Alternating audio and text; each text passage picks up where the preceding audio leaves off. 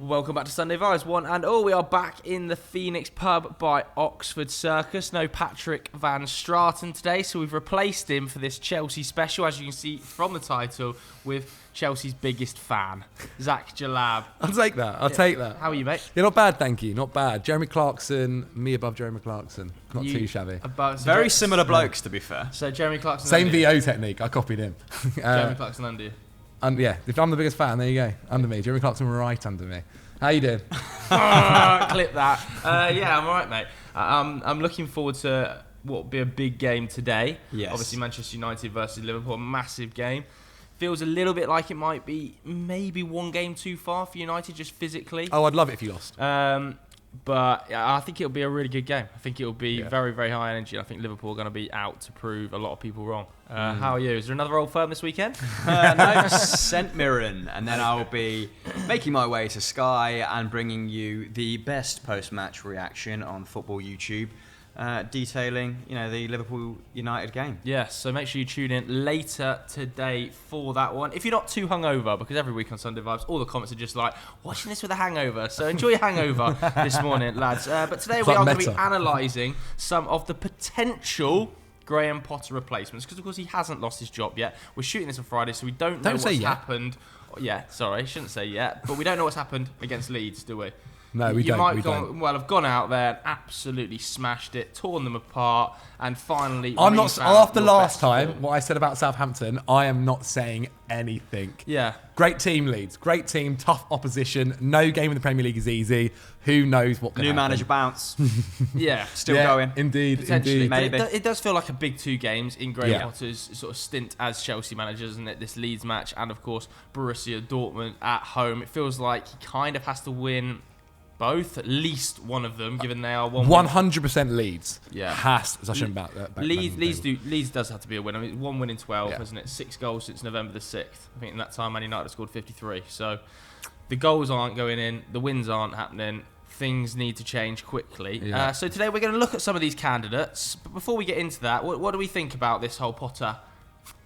We'd all give him time, right? We would all say he deserves more time. Yeah, I think the whole point in this thing was that it was going to be a long-term project. It was going to be something you don't give a man. Chelsea have only ever given, I think, one other manager 5 years on a contract before, and the whole idea that it was for the future. Didn't have Todd Bowley before, did they? Yeah. They didn't have Todd Bowley before. Them out. They didn't have Todd Bowley before. But that's what I mean. It was a very different scenario. Roman's hire and fire scheme worked wonderful, and Chelsea were very hugely successful because of that. But that's not going to happen anymore. I do think it's worth Chelsea making that distinction as well. People keep going, he's not a Chelsea man. Like, this isn't the same Chelsea. Yeah. And it won't be the same Chelsea moving forward. So let's maybe not let that influence our opinion. But it is worth saying that Chelsea aren't playing well. One of the most disappointing things I'm finding at the moment is that I'm coming away from games not feeling like I'm at least seeing some sort of plan, or like the way Potter wants to play his football. It's very much a bit like, let's just kind of hope for the best and try and create an opportunity. And so that side of things is a little bit rough. And I think if we were coming away from games being like, oh, you know what, but you're seeing the plan, you're seeing what's happening there, I think it would give fans like a good thing to be like, okay, but I can see it like ticking along. And do you know what? That's not what's happening. I feel like that to a level is. I keep seeing, people, pundits and journalists saying, oh, they are looking at the Arsenal model, the Mikel Arteta model, like. Get rid of that. Yeah, I really struggled to align the two things. Arsenal, when Arteta took over, hadn't won a Champions League 18 months ago, been in 2 cup finals the year before, finished third, spent £600 million on a squad that had to hit the ground running straight away. Yeah. It was a project under Mikel Arteta, wasn't it? It started slowly, and I was questioning Mikel Arteta at the start, for sure. But he also had the positive, now you look back on it, it definitely was, of playing in empty stadiums. When Arsenal's results weren't going their way, not having a crowd on their back and booing them. When, remember when Arsenal went on that, was it 10 game without a win streak, or 1 win in 10? And I think that only win was against Manchester United. There was no fans in the crowd, so that you could kind of get away with it a little bit. Whereas now, I feel like when I watch Chelsea, like a couple of mistakes or like a couple of little things go wrong, and it's like immediately like stress. In terms of on the pitch, if something goes against Chelsea, I've never seen the players' heads drop more. It's so stressed. It's immediately. crazy. Like against who's it that we played in the weekend and lost to? Spurs, right? Yeah. The second we conceded, you could just tell they were like, oh well, we're done. There's no point here. Like, our heads have actually dropped. And I'm not seeing quite a team like another team have their heads drop as much as Chelsea. That sort of leaked into the style of play as well. There's a real lack of intensity in the pressing, in the passing, and all the hallmarks of a Potter system aren't evident in your performances, going back to what you were saying earlier, which does make it alarming, which does make it feel like we're approaching make or break time, because it is 9 wins in 26 games so far, isn't it? And those Southampton and Spurs performances, very damning, like you've said. And it's not like he's any closer to a settled starting 11 either. He's averaging 4.3 changes per game this season, which would be the most unsettled Premier League starting 11 in history. He's got a 31-man squad, 32-man squad. Huge, bloated squad, needs trimming. I think that's one of the issues, like one of the mitigating issues that we can maybe discuss at the end. But we've taken Sky Bet's 10 favourites to replace him, sort of broke them down, haven't we? Like Joe said, the chat might have simmered down if they smash Leeds, but if they lose to Leeds, what will be yesterday, that narrative's just going to build and build and build, and these conversations will become a lot more evident, prevalent. Yeah, absolutely. I mean, should we start with the 10th favourite, 20-1? I would say very much the outside man, really. Yeah. Well, quite a few of these top ones are, but Oliver Glasner, who has done a great job. He has, and I have done a fair bit of research on him because he's someone that we haven't spoke about before, so I think people at home will enjoy listening to us talk about someone new rather than diving in, straight away with Pochettino or Luis Enrique. And he's not going to get the job, or I'd be extremely surprised if he did. No. But he might be in the Premier League soon, so probably worth breaking him down a little bit. Yeah, currently in charge of Eintracht Frankfurt, where he won the Europa League last season, of course, beating Rangers in the final. What a guy. He's roughly the same age as Potter, and he's at his 4th club like Potter. So maybe in a similar stage of his career to Potter when he was at Brighton. Looks like he might make that leap to a bigger club soon. And that's not where the parallels stop. Like, his story is really interesting. Didn't have a glittering playing career like Graz, just cutting about in the Austrian top flight. I think played in the 2nd division as well. His playing days actually ended prematurely after he had a brain hemorrhage. Oh, jeez. Wow. And like Potter, a transformative figure at a smaller club very early on in his career. So in the space of 4 years, turned LASK, which is a name we've become familiar with from the Europa League, right? Linzer Athletic Sports Club. Yeah, he turned them from a 2nd division side in Austria to someone competing for European spots in the Austrian top flight. They finished 2nd to RB Salzburg in his final season in 18-19. And then that puts him in the spotlight. He goes to Wolfsburg. He steadies the ship in his first season, then finishes 4th. In his 2nd campaign. Yes, he's the manager that got 20 league goals out of Wout Weghorst. And he also gave an awful lot of minutes to people like Lacroix, the centre-half, Riddle Baku, Schlager.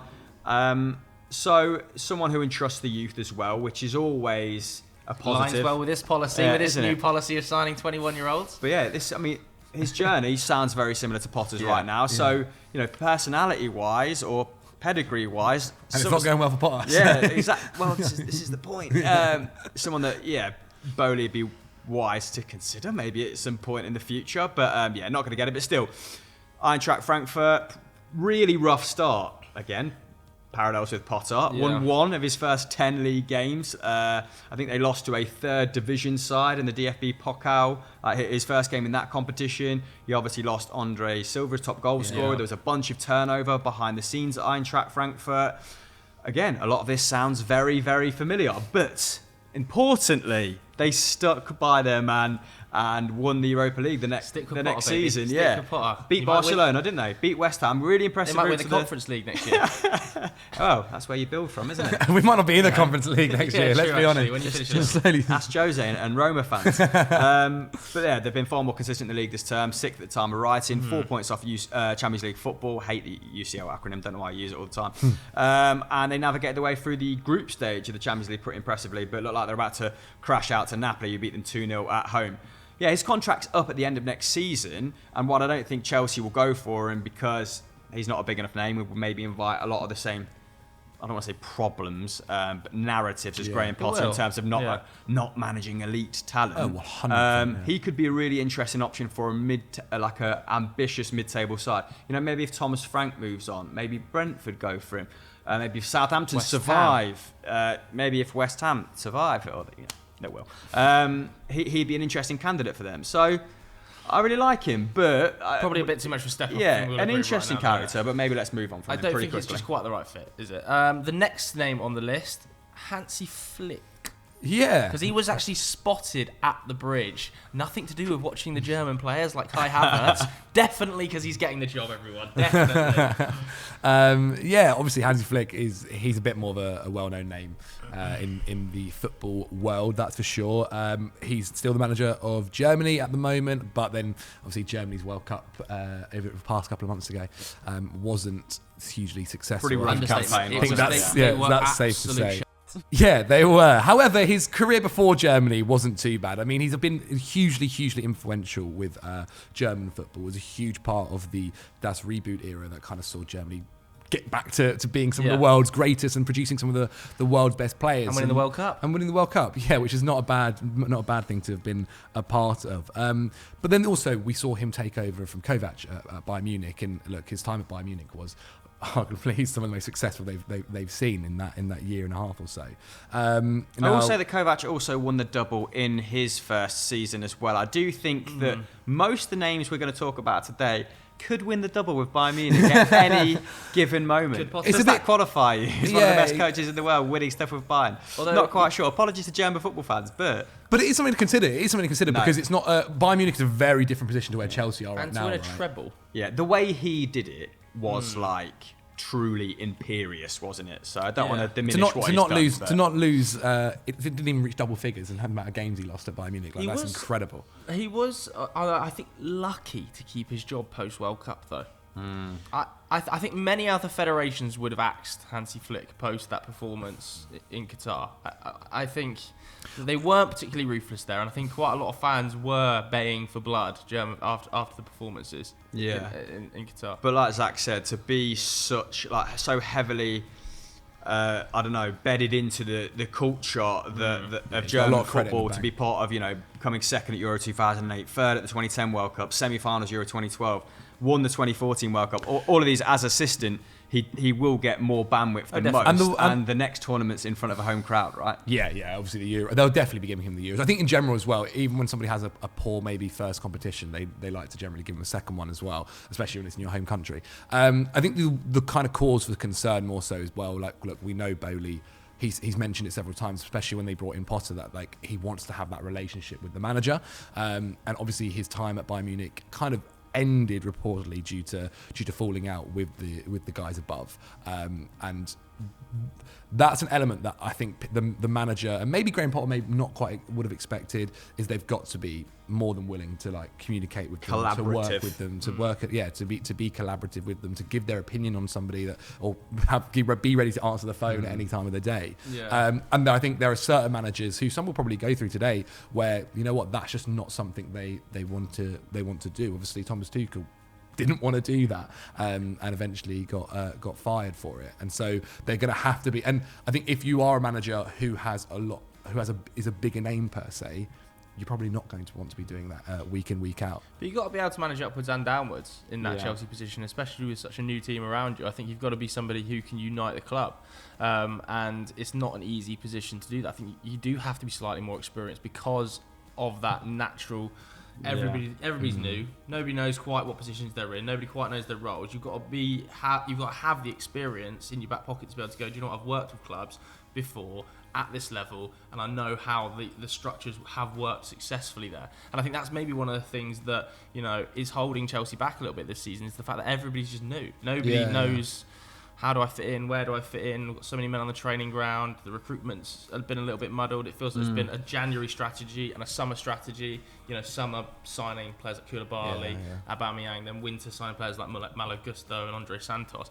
they're two different strategies. So I feel like it's all just a little bit muddled, and I don't know whether Hansi Flick would be more of just a safe pair of hands just to kind of guide them, or whether he could come in and go, this is my club now. I'm going to manage upwards. I think 100% that's it, because it's got to have to be a manager that is going to be there for the long term, and somebody that's going to commit time to developing these players up.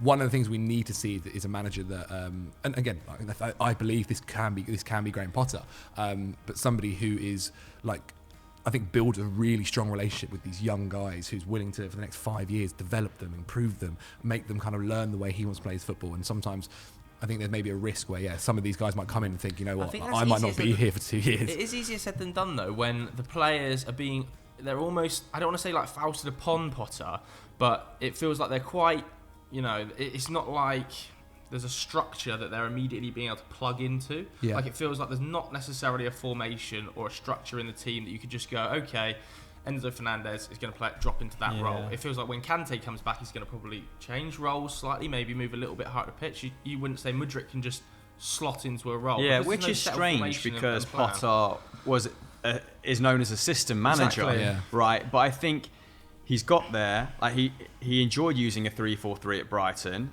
but then got there. The talent is a little bit of a mismatch for his system. Like, he has lots of wide talent that a reliability in wing-back areas, where he used to deploy Trossard, for example. Like, he's not going to play Mudryk left wing-back. He tried it with Sterling as well, right? Wasn't successful. Players of that stature aren't going to want to play like that. Why don't they go back to the 3-4-3? Well, I think results turned when he went to a 4-3-3 and then are on the cusp of turning again. So you can't say that he's being like belligerent or he's being stubborn. Like, he is trying to find a system that suits the talent at the moment. But then again, that is to his like downfall a little bit, because he's not like living and dying by the football he wants to play at the moment, which is why I do think more patience, more time required, whatever. But yeah, so he's invariably ended up playing that 4-3-3. But then even then he has wingers that like to play wide. Yeah. But then when he's played a 4-3-3, those wingers sit behind his centre forward almost like floating tens, and that's not where Mudryk wants to be, is it? He wants to be scalping people around the outside or hovering around on the last line of defence and running in behind. So it's a real head scratcher for him. But yeah, I agree with what you said. Hansi Flick, he's come into a culture of excellence at Bayern Munich. Exactly. He's not had to reinvent the club. They're now in a position where that's what they'd be asking for from a coach. Of course, did it for Germany, like the Das Boot thing, Das Reboots. But was part of a team, wasn't he? Do you know what I mean? Das Boot's a film. Das Reboots thing, yeah, exactly. Part of a team. And in international football, obviously, given a lot of time to figure things out. It's not as intense. Like, I think there's going to be not many jobs in world football right now that are as intense as right now, rebuilding that Chelsea team. People, like, for instance, for Hansi Flick, nobody's talking about how it was a poor World Cup, essentially. Like, it was a poor World Cup, but they're not talking about how it's not. Whereas right now, because Chelsea are bad, it's like every single week it's another thing, another bit of pressure onto him, pressure onto him. Whereas essentially, you're only the talking point for 2 weeks every couple of months. Yeah. Let's go to the next name on the list. Then, 8th favourite, De Zerbi. What do you think? This would be hilarious. It would be hilarious. What I think is absolutely no chance. Not because you don't rate him, but because it'd be such a knee-jerk he's fantastic, thing, right? But it's just not going to happen. This should be so much longer than the odds suggest. This should be like 1,000 to 1 shot. There's no way they dip back into Brighton, take De Zerbi, who's been there for just a couple of months and is clearly building on the back of what Graham Potter left over, which was a pretty structured and solid team, and he's added a little bit of attacking flair, hasn't he? I mean, even Chelsea's defence this season, it's the second best defensive record in the league. And he shipped 23 goals. It's at the top end of the pitch, they just can't score, and they're massively underperforming expected goals there, aren't they? I think they've scored 6 from about 18, 19 expected goals. Yeah. Under Potter? November. Yeah, since November, right? It's a massive underperformance. And look, De Zerbi is settled there. He's got a fun, enjoyable brand of football, and Brighton are fully aware that they have got an excellent manager on their books on a long-term contract who has been able to, come in, and you look at the numbers, I think, goal-scoring wise per 90 that Chelsea putting up, I think Brighton are almost at double. Yeah. It's 1.77 to 0.96. Exactly. So they're far in excess. They can go 10 points clear of Chelsea if they win their 2 games in hand.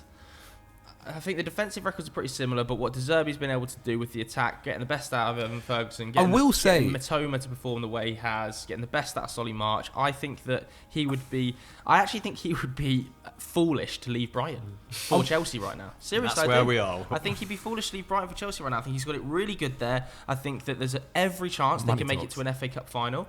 It's a very winnable competition this year, just really Man United and Man City as their main contenders. And results have dried up a little bit in February, haven't they? Not got, I think, is it just 2 wins in their last 5? But they totally were robbed against Palace with that VAR decision, and they battered Fulham. So I think they've still only lost 1 game in all competitions this year. They battered Fulham, and the Palace result was an absolute joke. He was clearly onside. They got the apology from PGMOL, didn't they? So I think that they will be absolutely fine. I think they stand a chance of winning a cup and finishing 6th. I think De Zerbi would be foolish to take the Chelsea job, and Chelsea are not appointing him. And what I will say is, it's the same issue I think Potter has, where it's like, one, media, if something goes wrong, media's absolutely against you because you're not a Chelsea guy. You're not a Chelsea. You've not got the type of. Not a Chelsea guy.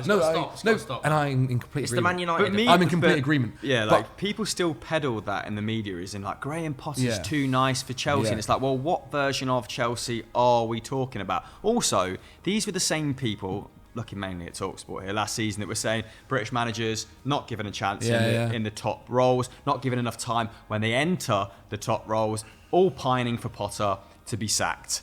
Is probably still the best British manager out there. But I remember sitting here anyhow after Tuchel being sacked. Hard to argue against, yeah. I remember sitting here and I remember saying, like, what was it, 6-8 months ago? Like, my one concern was how is he going to deal with the kind of at Brighton, right? You bring in a £5 million. I think it's much easier to make a £5 million look good, a £5 million transfer look good and worth £20 million. It's a lot harder to make a £50 million Mudryk, who's a £100 million transfer, look like he's a world beater. Like, I think the pressures of those kind of and again, that's my worry with De Zerbi would be like, Matoma looks amazing, cost you £3 million. Mudryk needs to look unbelievable to make every week, and like Enzo needs to look like the best midfielder in the world. Otherwise, you've got people at you all the time. Fees are weighing heavy over him. The spend is. Yeah. I would just like to see a little bit more settled though, and I think that De Zerbi is very settled at Brighton. I don't think there's any need for him to. If he carries on this sort of form for another 18 months, you'd be like, okay. It makes sense that the top 6 are sniffing around. Maybe if Tottenham are still in a state of not still, but if Conte's left, the next pickup doesn't work. Tony Stark. He's still got a win percentage, 45% at Brighton, 40%. Then it'd be a good candidate. It is worth saying as well that they've got some very winnable games coming up. Chelsea.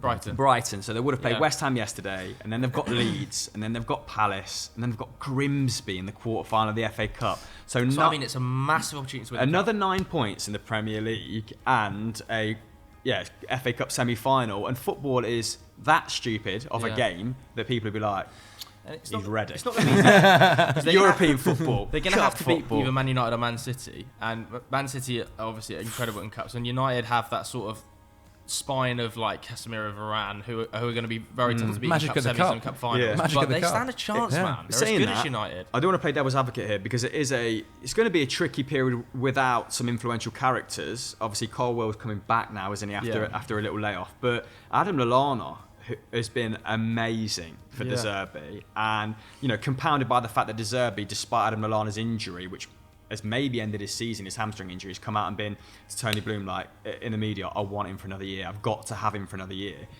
It's already saying he's a future manager already. Has said he's basically been the link to the changing room and his staff. He's been like that influential. But the numbers with him and without him are pretty mad. Like, Brighton have won or drawn 11 of their 14 games with Adam Lallana in the side before he limped off against Leicester. And now they've got to rejig the side, and there is they can move McAllister to 10 and bring in Billy Gilmore in that double pivot with Caicedo, and that looks quite good. But February's drop off, like you highlighted, has coincided with Lallana not being in the side, and now it's like, okay, how good a manager are you? Can you deal with one of your big players falling out? Yeah. Well, there was a crushing win midweek. Like, that was a spanky of Stoke, isn't it? Yeah. So, no. Part and parcel. Yeah, as you say that, if you get through a game against Stoke with no injuries, it's a win. Should we go on to the next candidate then, which is Say my him. favourite on the list? Bring back JayZ. Bring back JayZ. Mad. Oh my God. Chased out of Stamford Bridge, and now they want He wasn't him chased back. out of Stamford They Bridge. He want wasn't him chased out of back. Stamford The Bridge. Pied Pipers of the bridge. People Calling him were- back. people The were rats of the raging when he bridge. left. Get the bed sheets out. Start writing abuse on it again. I wonder where can you're going with bed sheets. That's honestly, good. I like it. It's just incredible. When that he's Mourinho being left, relinked. people It's incredible. were sad that he left. That's what it was. It wasn't people weren't angry that he left. I think he was chased out for the bridge, wasn't he? The second No, time no, around? the players. I remember there was the thing you're talking about. The When he things where finished it's 15th, like wherever he was where it was like the rat thing or whatever. Yeah, and then Conte came and won the league. Yeah, I mean, look, I think there's a lot of nostalgia. I think when people talk about Mourinho and Chelsea, and that makes sense. So, like, he was Chelsea's greatest of a manager. What he did was incredible, with especially with that kind of squad. But football has moved on from Jose Mourinho. Ooh. Right, and I think if we're talking here, we're literally Bookmark this when he takes over. Bookmark no, this. but we're looking at this squad. Oh, just wait, imagine. Oh, Jose, you're an amazing man. Yeah, no, but like if we're looking at this Chelsea squad and we're going, it's young, right? There's all these young players that have got to be developed into like learn their position, develop in their skill set. They've got to be protected. They've got to be protected. They've got to build an affinity with their manager. Yeah. It's It's like- the most horrible fit. maybe not the like. I think there is that nostalgia idea about but he can come in and like he'll stable the ship and he'll come out in the press conference and absolutely take all the beatings and not put it on the manager and like the player and the fans will be able to go like that's Jose, he's doing it for us, all that kind of stuff. But the football won't get better, and like there won't be and his football is a completely different style of football than what Chelsea are trying to play. Yeah. And It's like an never happened attacking before. and like possession based. But what I will say is, Eurofoot with Eddie did a great explained on it. He's doing a fantastic job at Yeah, Roma. he is. And But it fits in well, that City, doesn't it? It's like it's the sort of us But it against is the world. yeah, siege yeah. mentality. And he's got the players Siege. doing that as well. And he's got the players doing like there is a little bit of me that thinks like it would be cool to see him come in and like, or not come in, but I'd like to see him maybe Come on, Jalab. build that camaraderie with the team, like Yeah. where the team are fighting for each. Because as I said earlier, when Chelsea go down, the heads drop. Like he there's no looked tomorrow. beleaguered at Spurs. Admittedly, he got them to a cup final, wasn't allowed to manage in it. Could have won the League Cup with them. Like did an okay job. It wasn't as poor as a lot of people like to remember. But it's been interesting in Italy that he's been able to rediscover or re-implement his best bits. Yeah. So I think before the Cremonese fixture, which they lost, and where he lost his head on the sideline, Third they time he's had been sent off the season, by the way. yeah, they'd only conceded 16.3 expected goals, which was the best record in Europe's top 5 leagues. And I think only 2 sides in Serie A were conceding fewer shots per 90. I think they're only conceding 10.7, which is great. And they're playing, effective counter-attacking football and managing to shut teams out. Maybe he's had a little bit more time with the players, or because it's not as quick, the football, perhaps. You can get away with that in Italy playing for Roma. He's been able to implement it a bit more effectively. In a but £600 million Premier League first trophy in 5 years. It's Championship nice to squad. see him re-energised, and who would begrudge him like one last roll of the dice? Me. Admittedly, It cannot happen, mate. yeah. I mean, fair. I don't think it'd happen with Chelsea, but maybe another team. But If we could bring him in as like player liaison, perfect. What, man? Speaks That'd be the loads of worst player languages. liaison officer Speaks possible. loads of speaks loads of Mate, languages, it's and he can The and most he can just expensive and he player can just liaison of all and he can time. just like no because there is an element of where like Mate. Chelsea they don't like I think it's getting to a point where they don't necessarily care about the result if they lose. Mate. I don't think Jose Mourinho would let that happen. JayZ is working in Italy because it's the perfect fit. and No, the it is, perfect it is. And club. I'm not It's a suggesting club Jose that, Mourinho to come to Chelsea, but- haven't in modern era, or at least like the last decade or so, been massively successful. He's come in, he's won a trophy, he's got the sort of Romans versus the world attitude. But I think going, Chelsea where need the a bit of. fans I think love him. Chelsea need a bit of this. But you can get away with that attitude and that style of football and that defensive brand of football when you are attempting to get into the top 4 in Serie A, not under the spotlight of the Premier League with a £600 million youthful attacking squad. I agree. He comes in, he goes, we're playing 5 at the back, get rid of the youngsters, Koulibaly's in, like... where is Nemanja Matic? What are we talking about here? Honestly, it's a horrible fit for Chelsea. No, it is a horrible fit. But my point was, I do think like there needs to be some like just a little bit more camaraderie between each other, possibly. Sure, and I get harking back to the days Player of Mourinho's like Chelsea in 2005. But yeah, it's not going to happen. It's not. Next manager. But it's not just a defensive brand of football. I think Paulo Dybala's having his best season in ages under him. Crap for years. Yeah, Tammy Abraham was obviously fire last season. Is struggling this season with his finishing. But we should. If you want to learn more about the job he's done, click the link in the description below. We'll put it's just a good job a link to the explain video there. It's a good fit. Let's move on to Thomas Frank. I agree. Thomas Frank. Now this is where the names start to get more interesting. I think from about here. Well, especially for you, because I think a couple of weeks ago you were saying you could see him at a bigger club. Sooner or later. Do you not just think he is the great? Work at Chelsea, do you not think he's the Graham Potter 2.0? In terms of I remember us about a year ago being like, Graham Potter, this is the next role for him is the top 6. But I still think that it was the case for Graham Potter. No, again, that's what I mean. It's not the same for Frank. I don't think that Thomas Frank would be the best fit for Chelsea. I think what Thomas Frank has going at Brentford, where he effectively runs the club, manages upwards and downwards. He's got the perfect sort of system from taking players from that B side. We know about Brentford's lack of academy.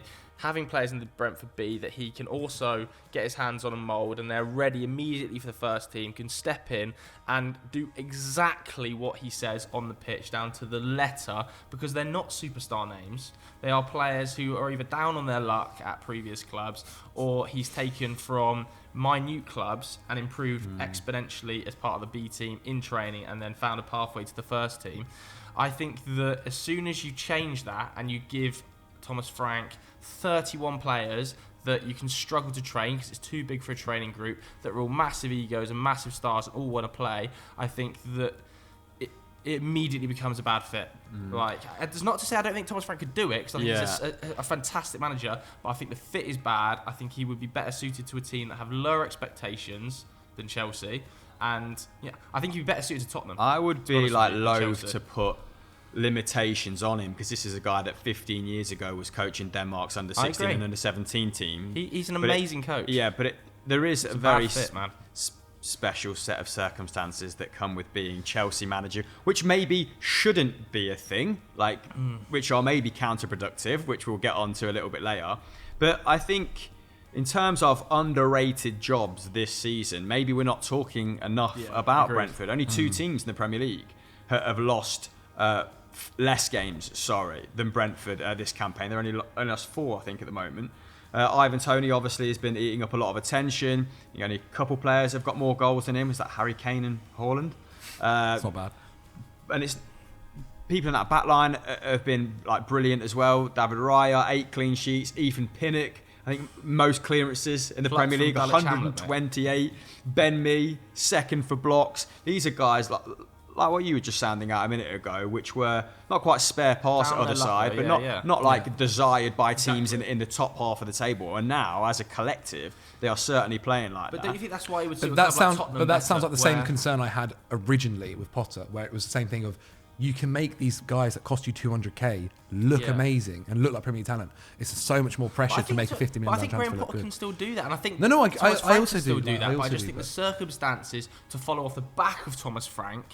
To follow off the back of Graham Potter, as Thomas Frank, I think would immediately lead to those conclusions being drawn of similar sort of manager, done an amazing job at a smaller club, very tactically versatile, had complete run of the mill at the club that they were previously at, and had huge success with that team, like at Brighton and Brentford. I think that the stories are almost too simpatico to follow on with. The journeys are really similar, which opens him up to the same criticisms. I agree with that. But he is a slightly spikier character than Potter, and a lot of people are picking apart Potter's character, aren't they, as a reason he can't be at Chelsea, which I think is utter horseshit. But that is a dominant narrative right now. I mean, do you remember when United beat Brentford 3-1? He was like, we smashed them. He was like, they are so lucky. He's like, I can't believe. He's great, actually. He's got a little bit of JayZ about him at creating that camaraderie, a word you used earlier, and sort of, I don't know, sucking every last bit of potential out of various players. So I do think his man management skills are great. And this season, even just to talk about Brentford in isolation and not related to the whole Chelsea situation, it's been really impressive the way he's dealt with injuries. Aya's been out, Jansen's been out, Pinnock missed loads of football, Hickey's been missed loads of football, and still they've been defensively been out. Brilliant. He lost his assistant manager, Brian Riemer, in the World Cup when that was on, because he's gone off to manage Anderlecht now. So, like, when you talk about the man almost becoming the club, like that has happened with him and Brentford, hasn't it? It has, but I still think that Tottenham might be a really nice move next for him. Yeah, just because we always think of Tottenham as that in-between. The in-between club. The Pochettino, they're looking for that next Pochettino, it feels like Tottenham. Yeah. And I feel like he would be a really, really good option. He did sign a new 4.5-year deal at Christmas, Frank. I don't think he's going anywhere. Certainly not for cheap. Let's get into the top 5 now, I believe. Should we just we can rattle off Terry straight away? John Terry's in there. I don't know what the better never managed a game. Don't know what the better markets are doing there. What's going on there? They put John Terry ahead of Thomas Frank. Yeah, I don't know what. I imagine maybe that's like on an interim basis. Maybe it's taking that into consideration. Maybe. Diego Simeone then. I mean, again, like we talk about in terms of the Mourinho one, we're talking about playing a completely different style. Diego Simeone would be god awful. Absolutely dreadful. He'd that when he joins out the Premier League in terms of disagree. Off. Are you being serious? I disagree. In terms of Chelsea wanting to have a young side that are all like possession based, not playing 5 at the back, and all this rant about JayZ Mourinho is not the right fit.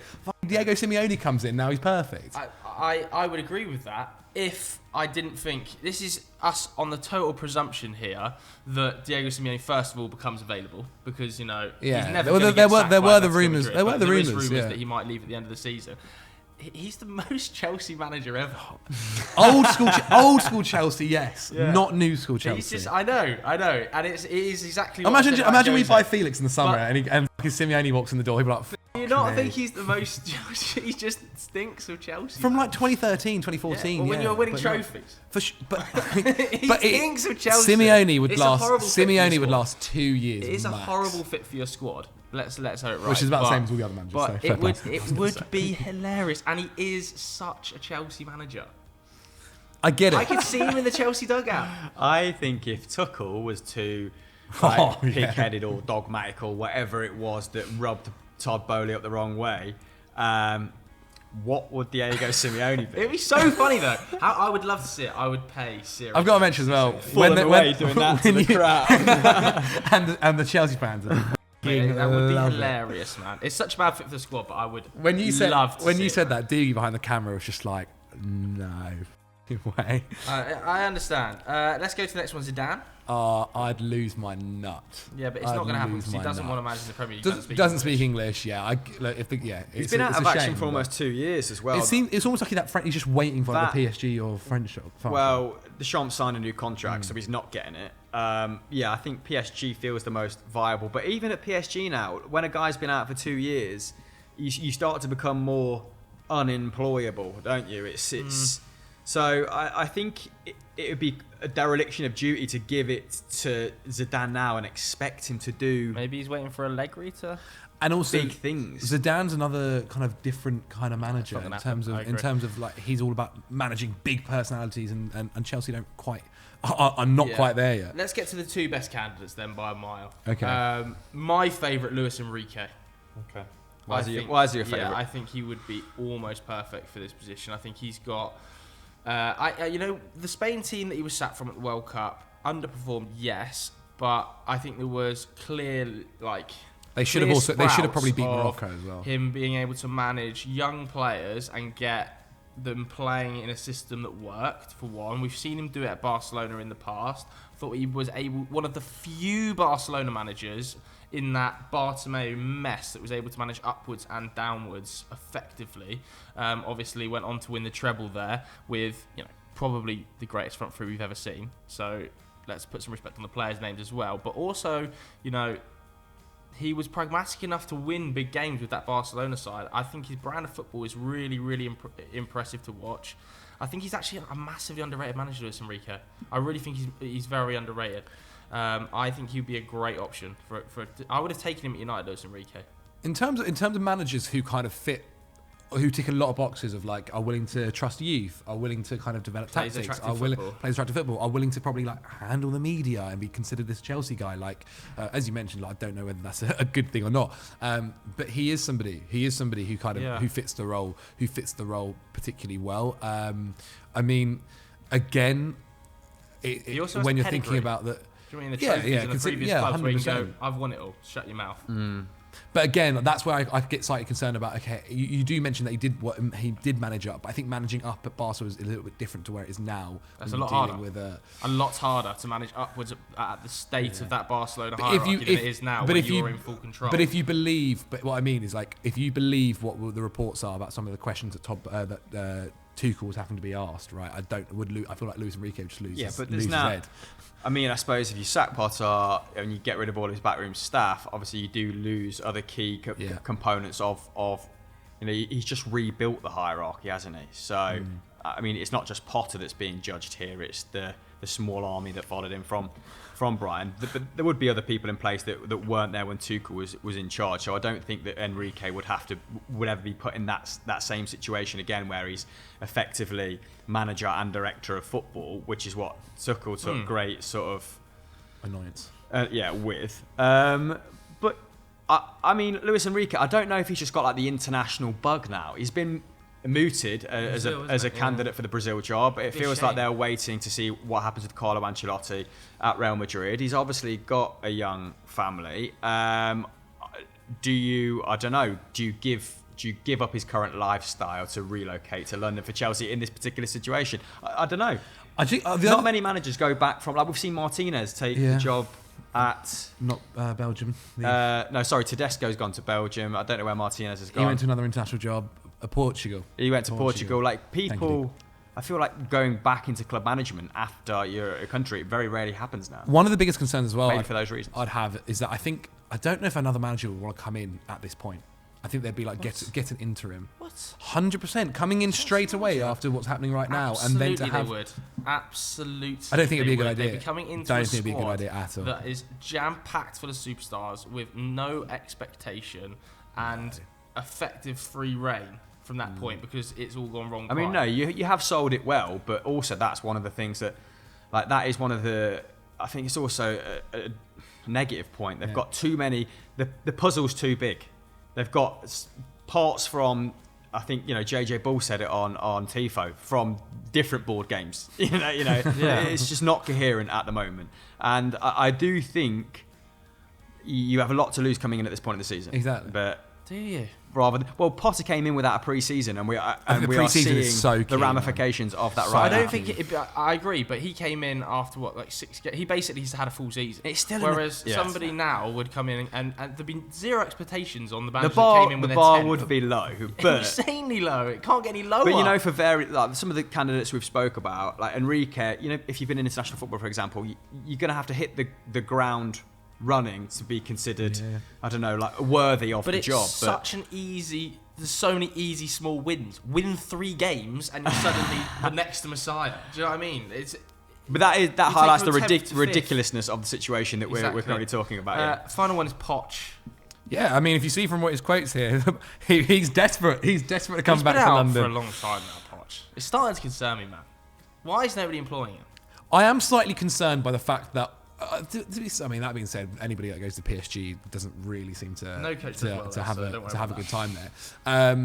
In terms of like you look at kind of what Chelsea have here, as we keep mentioning, this young squad, so on and so forth. Like, he showed at Spurs when he took over there that like, and at Southampton when he took over there, like he's willing to like develop players and make them into superstars, like he did with Harry Kane, like he did with Heung-min Son, so on and so forth. And I think he'd come into this squad, obviously maybe not the level of PSG when he had Messi, Mbappe, and Neymar, but like it's a much better squad than maybe he had with Spurs for a long time of his career. Also, if he joins Chelsea, ruins his legacy at Spurs. Absolutely. I do think he's sort of holding out for the Spurs job.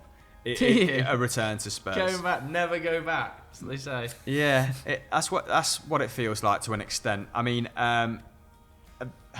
he'd have been no short of like suitors over the last year. I don't think that's been the issue, like interest in him as a candidate. So it does feel like he's kind of taken the time out on purpose. Do you not think maybe as well, obviously there's the talks with, as we mentioned earlier, Carlo, Real Madrid, like that job possibly opens up to Real. Do they go to Poch? Not sure. Not sure.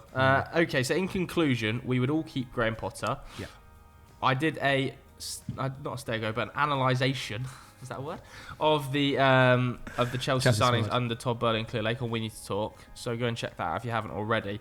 But there's clearly problems with the squad. It's just too big, isn't it? It's too big. It's too bloated. And Potter needs to get in there and just kick some players out effectively, I think.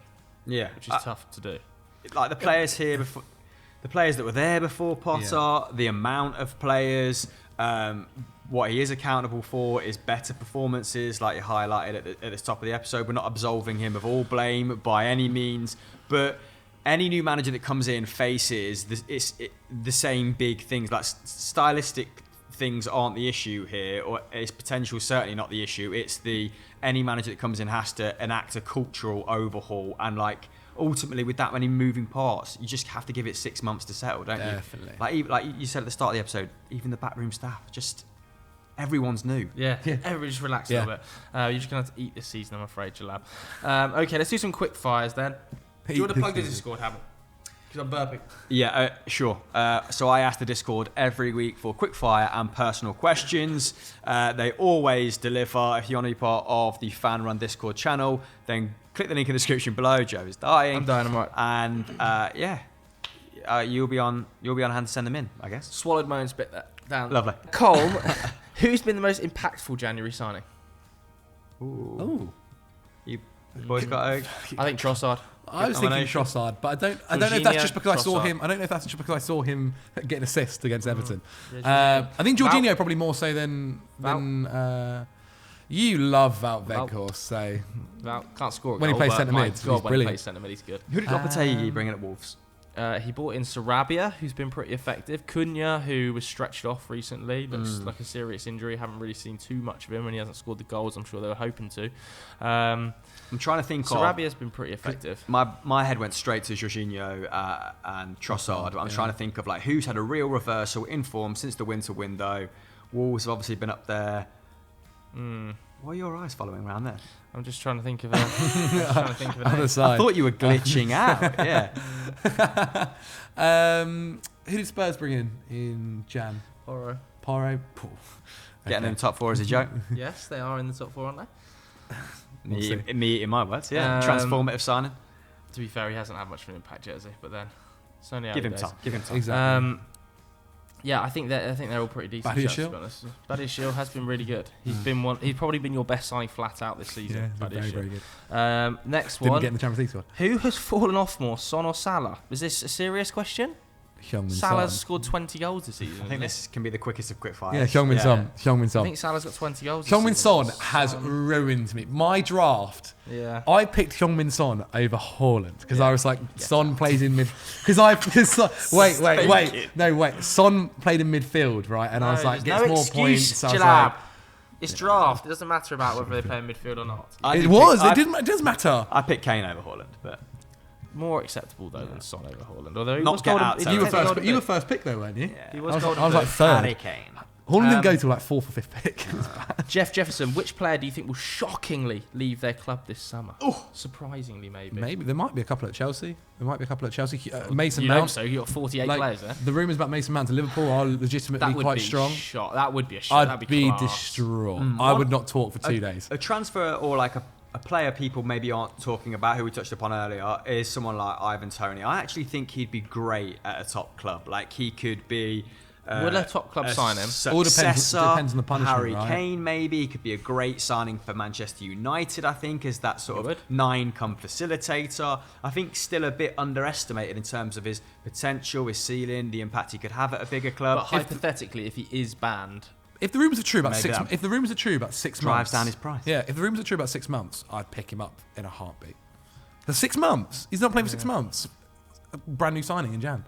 Brand new signing in Jan, yeah, but you lose out on all of the pre-season preparations. Doesn't get a chance to bed in with the squad. He's still playing he's still doing that behind the scenes, isn't he? No, you can't. No football. Has to train in isolation. Yeah, but I mean, let's not speculate. But I think exactly. It's tough without knowing the full. I think it might be Maguire. I know is that a shock? Is that a shock? I don't know if it's a shock. But I think Maguire will probably leave this summer. And yeah, I think a decent club will pick him up. Harry Kane. Again, is that a shock? I think if Harry Kane had actually left Spurs, I think that would be a massive shock. After everything that's happened, to go to somewhere like United, I think that'd be a big shock. I'm trying to think of like real talismanic players in the chasing pack that would be a shock if they left their club, but it wouldn't be like a shock if James Maddison left at this point, would it? I think he will. Maybe a shock if someone still went in for Dominic Calvert-Lewin despite all those injuries. Maybe a Bruno Guimaraes if somebody decided to try and steal him getting out of Newcastle for a lot of money. I don't think he wants to. Really. Yeah, I need Who's Brighton? If they Caicedo wouldn't be a shock anymore, would it? I think you know what it might be. Matoma. Neymar. If they were to get rid of Neymar this summer, which is obviously heavily been linked, I think that would cause a stir. If he ended up going to the MLS or something, Messi back to Barcelona would be a shock. Yeah, that big shock. That would be fun though, wouldn't it? Ansu Fati leaving Barcelona. Yeah, could happen. Okay, personal questions. If you could add any non-English teams to the league, who would it be and why? I wonder why this has been picked. I wonder who picked this one. Deservedly so as well. We're better than... Simeone and Do you wish the Carabao Cup was like the UK? I've pitched this internally many times before. The League Cup, scrap it, rubbish competition. It should have a great British League Cup. The Brexit Cup. Yeah, I mean, Celtic and Rangers are the only team navigating like whatever round it is that, Hibs, Hearts and Aberdeen crash out of. But, yeah, it would add a little something. Like, it would. What is the League Cup at the moment? I would like to see that. I'd like to see, terrible. Because the bottom, the under League 2, they don't play in the League Cup. I think that'd be a really interesting addition. Scrap League 2. You can have the Premier League clubs come in really late. Yeah, scrap League 2. If we're worried about like expanding it, add the SPFL. Or just top division, obviously. Yeah. We can't really include. You've got to add the Welsh League. I mean, I am calling it the Great Irish League. Yeah, the Great You can't just be British England Cup. and Scotland. Maybe the champions of those respected divisions, because there's still some like part-time teams in the whole of Scotland.